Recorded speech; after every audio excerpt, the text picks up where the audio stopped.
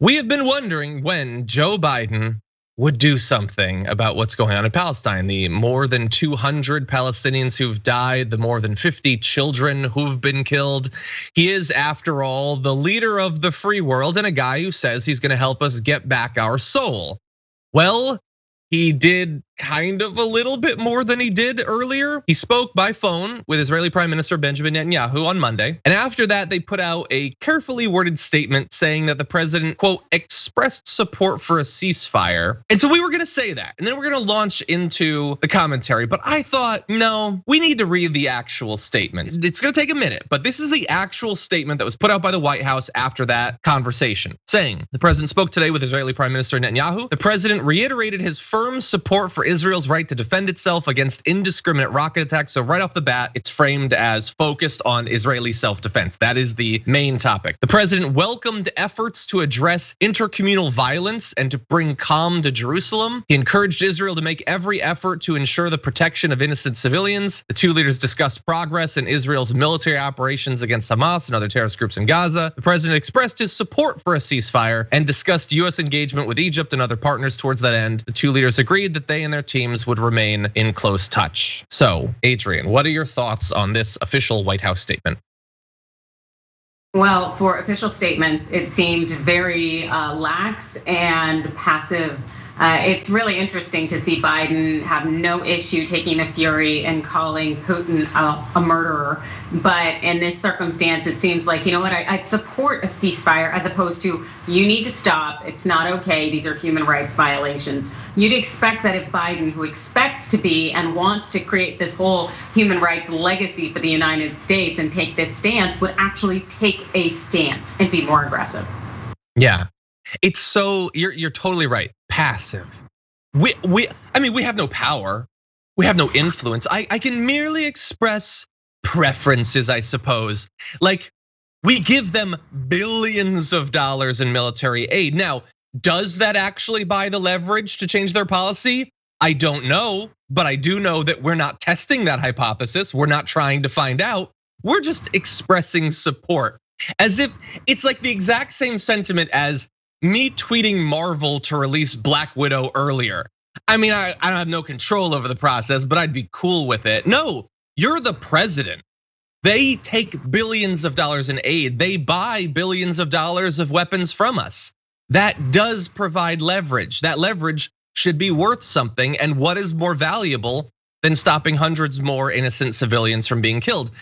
But it goes even a little bit beyond that, because the closest this got to actually recognizing the horror of so many civilians once again being killed is he encouraged Israel to make every effort to ensure the protection of innocent civilians. And they talked about indiscriminate rocket attacks. They did not talk about indiscriminate bombings or indiscriminate missile strikes or entire residential buildings being destroyed or the apparent systematic weeding out of all media headquarters in Gaza or the destruction of their only coronavirus testing lab or the fact that they were bombing homes in refugee camps. None of that is indiscriminate. The only thing that's indiscriminate is rocket attacks. And the civilian deaths are very much at arm's length. It's very abstract. If you could do something to stop it, we would be down for that. It is so passive, so weak. Like he obviously he's wanted to be president for decades, Adrienne, but in this particular case, he does not see that as a position that should come with any sort of expectation that leadership will actually be demonstrated. No, not at all. And the thing is, you think of anyone that it would be Biden because he is trying to craft this human rights push. And this is the exact test that he gets. And what does he do? He punts.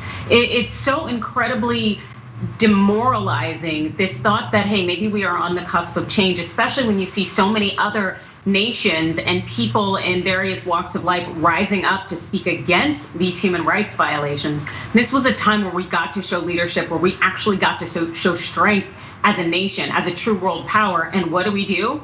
No, we're just like, if you did, that'd be great. Yeah, and we have to bear in mind, by the way, we have been trying throughout this multi-week episode to point out the context of where America has generally stood in these topics, what effect it has on the UN and on the Security Council. and its own corrupting financial interests. So bear in mind, as we talked about yesterday, the Biden administration first notified Congress of a proposed $735 million weapons sale on May 5th, just days before the latest Israeli bombardment of Gaza began. That is ongoing. They're still trying to do that. No word yet on whether weapons will be sold to the people of Gaza to defend themselves. They don't have any sort of right to self-defense. But so we are telling them it would be best if there was a ceasefire, while knowing that we're trying to sell them more weapons. In fact, more bombs exactly like the ones that they're trying to use right now. And I wanted to give credit to Francesca Fiorentini, who co-hosted with me yesterday, who tweeted, Biden to Netanyahu, here's all the missiles I'd like you to stop dropping. Like, that is a massive conflict of interest. Like, imagine having a sit down, a heart to heart with your friend and being like, dude, I'm not gonna pressure you, but it's a bit much with the drugs. I would fully support you cutting back on the drugs. Now, would you like to buy some drugs for me? There's something obviously wrong with that, Adrienne. But in this case, it is a very open question at this point of whether that arms sale is going to be able to be stopped. Gregory Meeks is gonna try to put a hold on it. But right now, there's only 15 days that effectively it can be stopped. Are there enough people in Congress that would be willing to do that, considering the situation right now? It doesn't immediately seem to me like that is necessarily true. No, not at all. It is really incongruent with who we claim that we are, and it's absolutely absurd and ridiculous. And you know what? I wouldn't be surprised if it does go through, just because the hypocrisy under which we operate, it just seems to be never ending.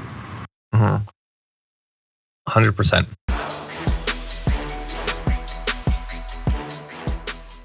For more political news breakdowns, interviews, stories of activism, and me trying my hardest to care about the occasional big celebrity news story, subscribe to our YouTube channel at youtube.com/thedamagereport. And you can ring the bell wherever it is so you don't miss anything.